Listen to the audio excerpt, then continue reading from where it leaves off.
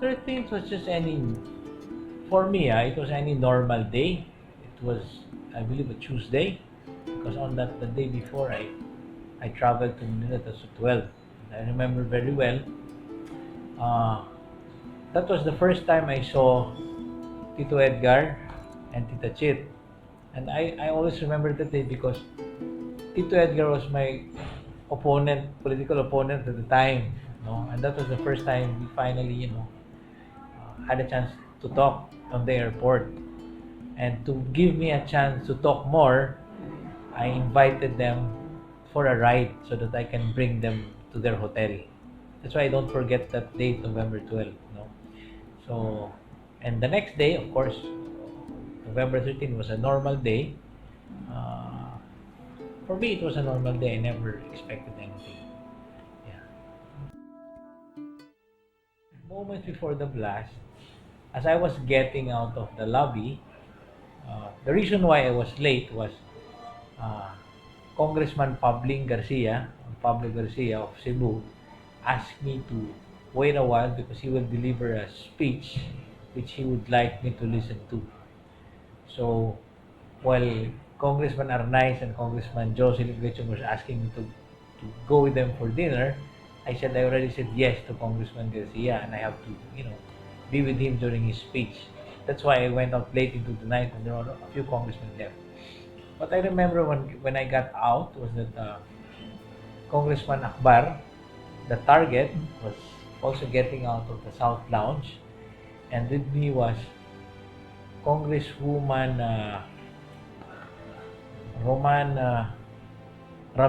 Congresswoman Ramiro from Osamis, and Congressman Jun Piñol. So we were already leaving. Then the three staff, which I assigned to wait for me in my room, because initially my plan was to go to my room to finish some computer work with my report for the next day. But it seemed that the three, who were all single, by the way, and young, were planning to go to Timog for, a night of maybe beer and, some festivities. So they were smiling and they told me that the computers are already closed and the lights are already out and the aircon was already off. Short of telling me, cancel your computer work for tonight because we're going somewhere. I told them, if that's the case, then let's go, right? Then going there, Congresswoman Ramiro said, Henry, our Pryde. So she told me, I left my bag, I have to go back. So she went back. We were going on to the lobby. We were already in the lobby.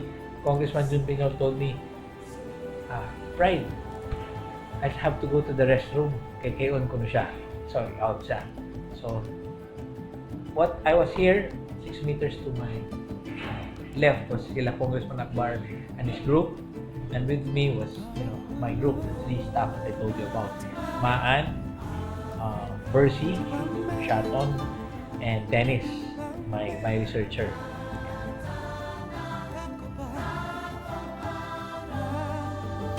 As usual, we were our jolly selves. I was teasing them na, kamo ha, inyo kong hostage. Yung tuyo, patay tanan, haron nadili na ako katrabaho, parang manglakaw mo. They were smiling. Sige na lang, good sir, kayo muna may plano at stuff. So we were waiting for our vehicles. I was waiting for mine. My staff was waiting for their van. So we just, merrily, bantering each other. When suddenly, the next thing I know, super loud blast. Magandang gabi po, niyanig ng pagsabog ang South Wing ng Batasan Pambansa ngayong gabi. At may report sa pamagitan ng telepono si Roland Bola ng DZBB. Roland, anong nangyari? Ivan, alam mo, alas 8:05, sarili ko nang maramdaman at marinig ng ang napakalakas na pagsabog sa loob nitong Batasang Pambansa. Ako'y nasa tapat lamang nitong main entrance nitong Congress at kami tumakbo kasama ilang pulis ng Station 6 at nadatnan nga na rin itong South Wing lobby gate o yung pinaka-entrada. Yung kisame nito ay bumagsak na. 3 sasakyan ang nabagsakan yan at kung saan merong 4 na tao ang malubang nasugatan dahil sa napakalakas na pagsabog na yan. Isa nga doon ay si Congressman Henry Teves na duguan at yung kanyang tatlong staff. I remember I was flying in the air. That, and I know I hit the ceiling. Then I was at this form. I was going down. Boom. Then I first remember I broke my wrist coming down, and it seemed that I could not breathe. Everything was dark. No, dark. I could not breathe. I was under something. I could not breathe. And it seemed that ang feeling na ko I'm inside an oven. Parang ako nasa oven. So I was trying to fight out what was above me so that I can get out. Ang ceiling na dito. The plywoods of the ceiling was, I was under. And I had to get it because I couldn't breathe. So when I got out, I stood up. After a few steps, I fall down. I tried to stand up again, I fall down. Only to realize when I checked my leg, that my leg was already, almost severed. It was really broken, really bad na. Marag mabili na siya. So, when I saw it, I immediately lied down, put my leg a little bit up because I saw that I was losing a lot of blood, So, I was moving, I was moving like this, Yeah, like this. Trying to check out my staff. So I was calling them, man, Versi, Dennis. Versi and Dennis were answering, sir, nandito kami, ganyan. So we're talking. I told them to relax, please be, because they were already panicking, especially Dennis. He was shouting, calling for his father and mother and stuff. So lie down, calm down, because you need help. And you cannot, and he said that, ila pong matiil ko no, we're all severed. So I said, we're losing a lot of blood. Don't move, just try to lie down, put your leg up and relax. And they said, sir, si Man. I was looking at Man from my left, and I remember very well his head was burning. Gakalayo iyang buhok, So I said, no way, Man. I think she's gone. Don't worry about that. Kamurang duha. So relax. So I even tried to get my bag and tried to put it under my head. That I remember very well until help came. And the first one who helped me was Congresswoman Sharon Garin, who was a doctor. Yeah.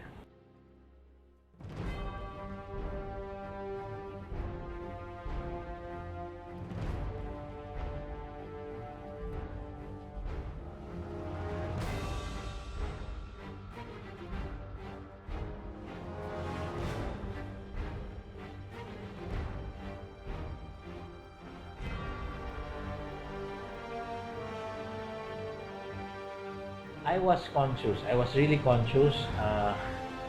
I remember in the ambulance, I was telling them to put on the aircon, and they said the aircon is already at full blast, and they were already so cold. And I said, why am I feeling so hot? I said, because you're all burned. Your face, your hands, you're all burned up. You must feel hot. And I said, I had hard breathing. Said because you burned your throat. That's why they had to break me in the hospital. So I had a hard time breathing. Of all the pain that I tried, knife wound or any other wound, burning, kalayo is the most painful. If you see this scar, that's why it's pretty rough. So I had an undershirt, cotton, and my barong, right? They say that after the blast, one of the reasons I could not breathe was because the bomb will consume all the oxygen. Okay. Then the detonation will consume the oxygen. So for the next 10-15 seconds, even if you try to inhale, there's no oxygen, only carbon dioxide. So you feel very weak after a few seconds. So I was trying to put off the fire of my barong like this, but I was already too weak. This is, siguro ganyan. So I was watching myself burn, and I couldn't do anything about it. That's why this part is pretty rough on my left side. When it happened, I did not think yet if I will survive or not. But during the hospital, when they already told me that we're sedating you in a short while, we'll bring you to the operating room, we have to operate you as soon as possible. You're losing a lot of blood and this and that, and you have shrapnel in your body. And they said that, of course, when we sedate you, you will be unconscious. That was when I was saying that Will I wake up? Will I wake up or not? Will I wake up or not? And of course, you know, at that time, there's nothing you can do. All you can just say is, you know, I hope I'll be given another chance. And lo and behold, they continued sedating me. I was in an induced coma. Eh. So, that was November 13. Siguro I got out of my induced coma December 16 or 17. So I was basically sleeping for a month. Yeah.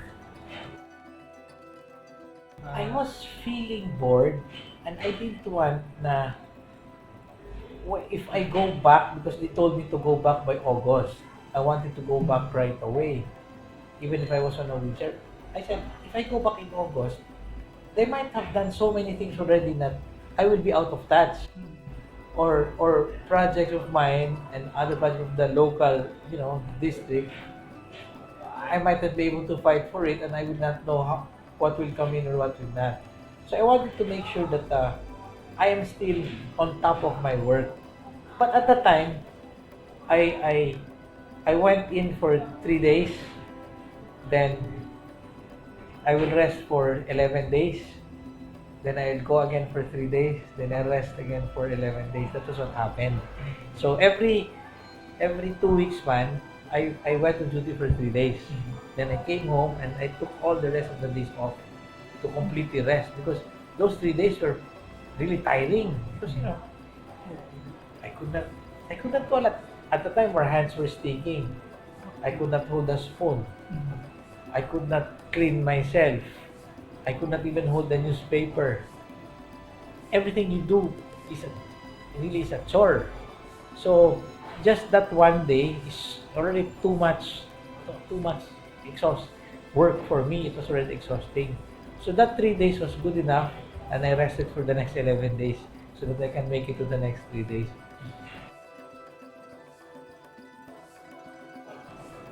In terms of my work, of course it did. In fact, some of my businesses privately suffered because of that. I wasn't able to see it.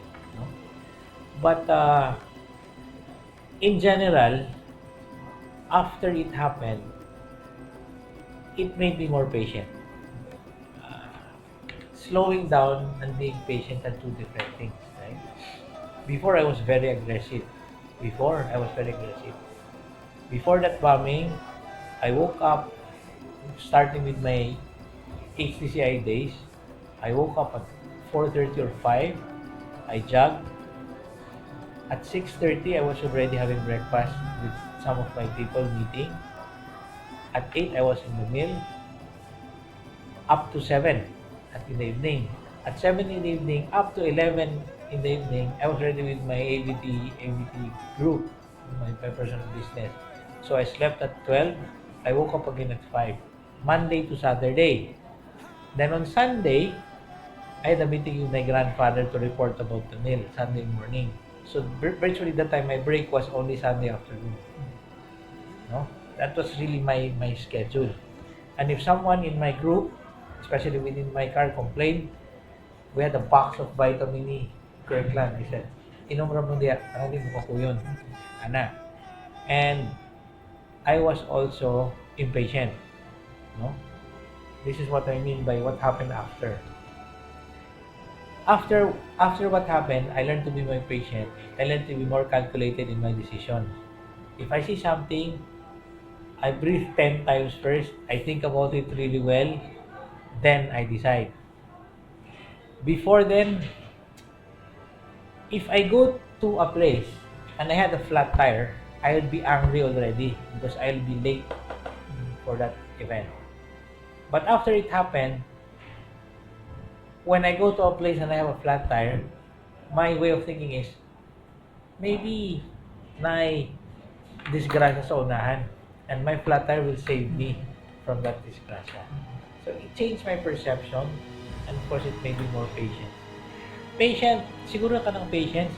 Tungod na atong nahitabo na ako bang katapot ako kamot. And I couldn't do a lot of things.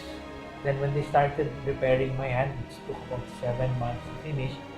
I had to learn how to write again, hold the pen, hold the spoon, hold the toothbrush, and then do some occupational therapy. And you really need a lot of patience to relearn a lot of things. Yeah. Definitely yes. Definitely yes. As I said, uh, patience gives you better decisions. Patience prevents you from getting angry when you should not have, right? Oh, and physically, there was something eh. Katawa ha? I'm a martial artist. I'm left-handed. My power punch was my left hand, my power kick was my left leg. Look what they did to my left hand, and now my left leg is shorter than my right leg. So, mara ko gignan sa, di na ka pwedeng manumbag, di ka pwedeng mamatid. So, while I continue martial arts now, for my, for my health, uh, I don't do much kicking and punching anymore. Yes. I must admit, for the next 2 years, I got addicted to morphine, painkillers, opioids. Grabe to. May yellow prescriptions ko. Oxynorm, Oxycontin, morphine tablets, everything what have you na ako to. And I got addicted to it na I could not get out of it.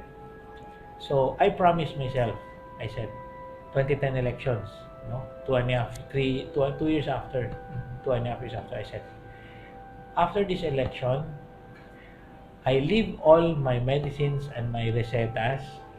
I'll go to the States.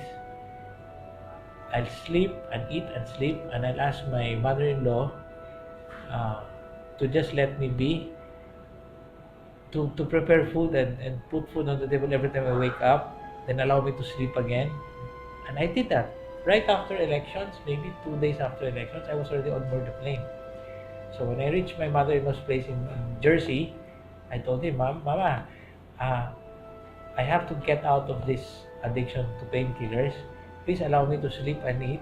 Nangako hangyo that every time I wake up, food is already on the table. So after I eat, I'll sleep again. I did that for 2 weeks.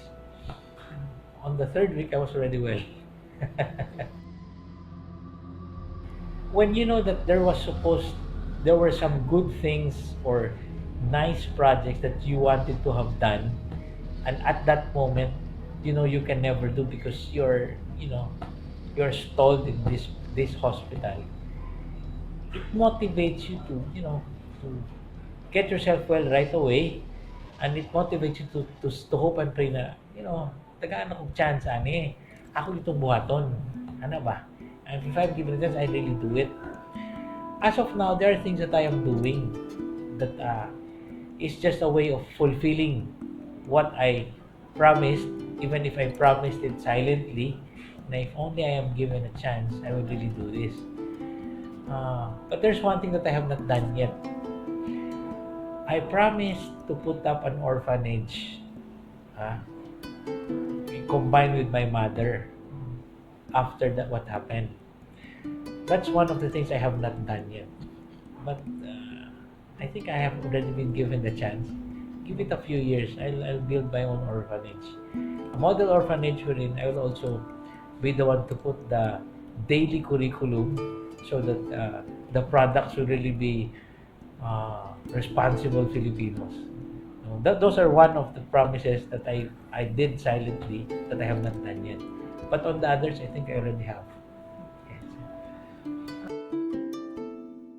That was one of the things I really wanted to get out of my system, hate. That was one of my prayers yesterday in Sibulan. During my Thanksgiving Mass yesterday, one of my prayers was, get all the hate out of my body. Because for several years, I lived with no hate anymore. And hate is really a powerful feeling that is very negative. It's very negative. So one of my prayers was to get all the hate out. But talking about hate towards those who did it, I have long forgiven them. In fact, in a way, because of the patience that I have now and the new perception of life that I have, scars don't matter. this matters. This part don't matter. You know, physically deforming my body because of the bombing is a small price to pay for the extra wisdom and patience and perception of life that I have now. Definitely. 100%. Right after the bombing, in a few months' time, I already learned to forgive. I got all the hate out. You know, I lived life, you know, in a new way. But as I said recently, a few years back, I had some problems with keeping hatred in myself. But now I've learned to get it out, and uh, in fact, to prove that I have already overcome that, I went to Basilan a few months ago.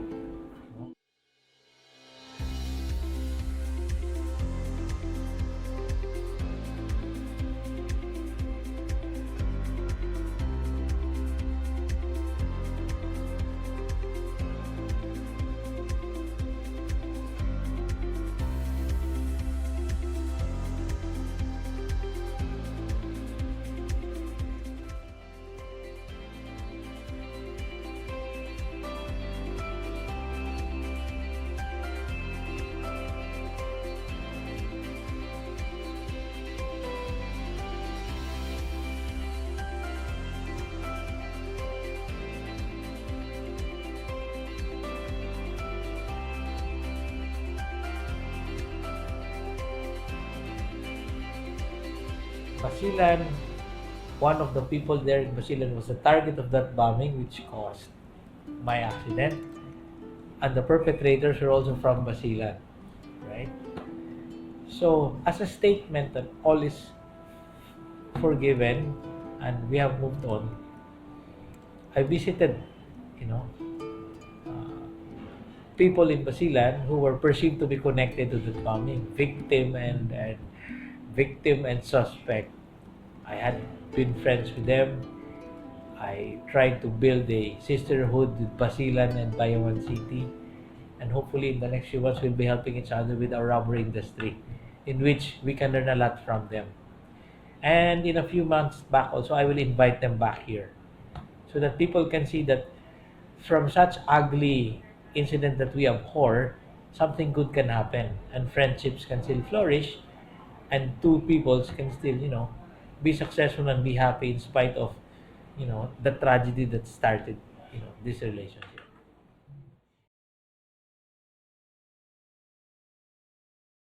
I have this clairvoyant friend. For those who are not very familiar with clairvoyant, it's people who have special talents or God-given, extrasensory powers that they can see what happens in the future. Right? I knew that she was a clairvoyant because way back, she was telling me na, Sir, nakita na ko sa akong damgo nga si Juan, madisgrasya. Kung saan man nila ako siyang, I tried to stop her, but di siya maminaw. Then we just keep on stopping her. And after a few weeks, madisgrasya good. And then another one po, he said that this guy will go into this incident, and she's so unhappy already, naniwang na siya kay kabalo siyang mahitabo yun, yung mahitabo yun. Okay. That night, November 12, she dreamt that kaming duha, kakuyog. Kadam ko nga may dakong tao halin ito makaayo. May akong nakita si Congressman, may akong giduol, akong gibitag siya. Natuyok ko, hanay iyang left side nga, ani bang iyang baka ni? Mugod ni akong giikuan, mugod ni akong giwiran, wala na ako siya buhi. Gangan ko pagsulti na Tagalog man sir, anak man. Huwag mong kunin si Congressman Henry A. Teves kasi marami pang taong nangangailangan sa kanya. Anak ko, anang nagluhod ko sa iyo, anak ko, dahil yan tiil, ayaw ko na kung di mo bilang kumao. Anak ko, tiil nga, huwag ko kabalo nga, anang tiil kayo wala niya, mo di na daon, mo? Walang tiil na yan na daon sa. Wala. Oo, wag ko kabalo nga, ang iyang tiil nga, wala mo di na daon. Yan naman, ano yung magong tiil lang? Kung makalimutin ang ba, huwag ko ako kapot pag, anang, bata pag ayaw ko ginanak pangaligot siya makabuti ko na ko yata ako ko siya kuhaon di na ko ipadala Ayaw na ko na nakabalo na ko nga kuan na iya kung inaanak kong tao nga promise ka na ako nga dapat to ka kada 13 mo dapat to mo labot anang mura ko og ganan anang mura ba ko og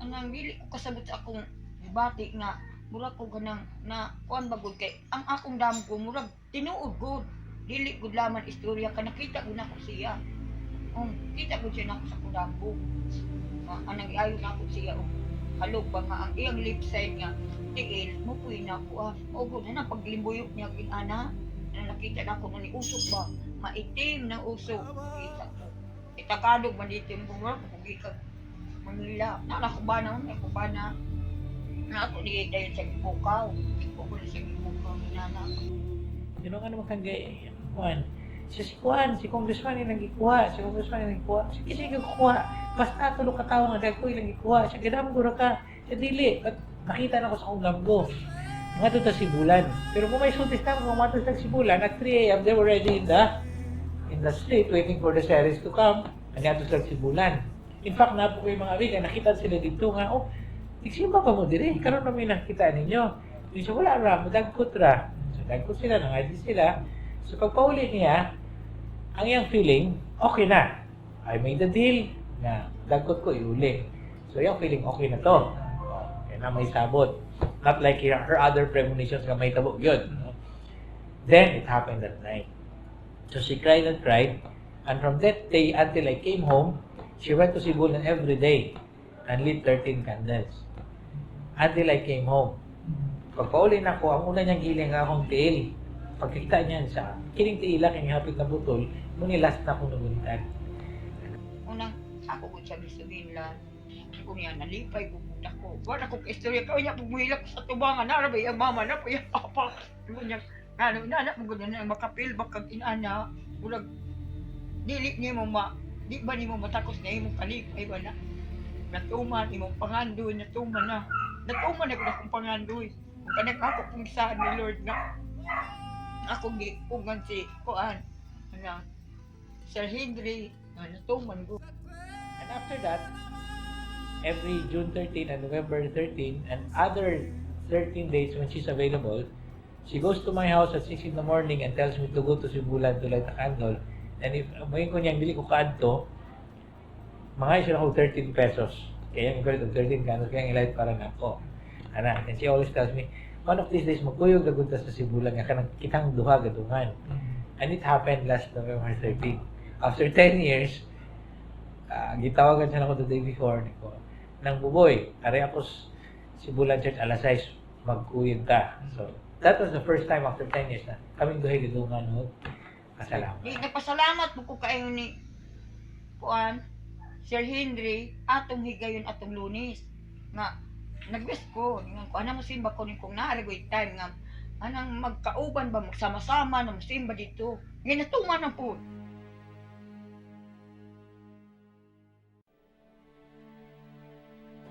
besides remembering it myself I also try to keep it on media because things like that should not happen again and I had staff who died Maan was already a doctorate in UP Dennis who was waiting for his bar results Versi who was my secretary who was from Malabuhan Shaton those are all fine people